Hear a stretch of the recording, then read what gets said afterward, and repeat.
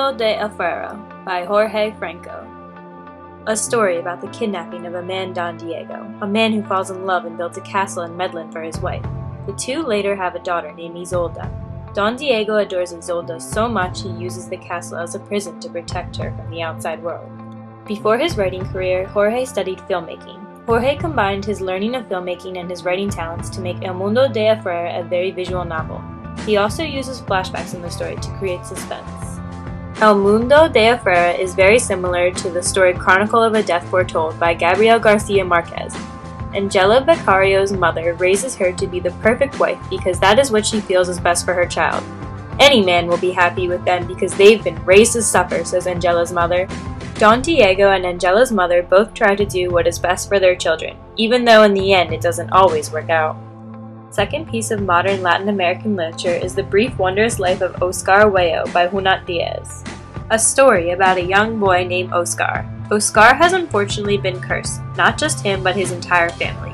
Oscar isn't exactly the most attractive guy. He is quite large, a sci-fi addict, and has low self-esteem, but all he wants to do is to find love.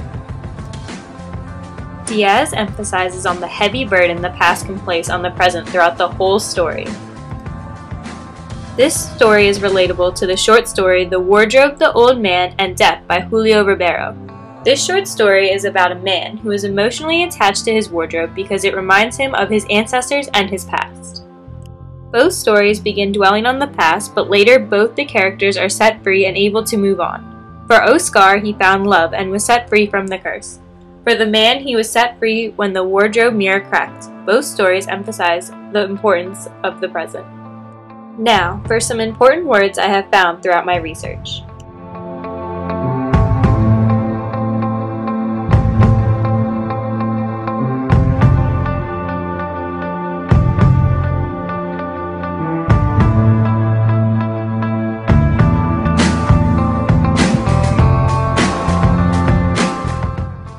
Each word is important in its own way.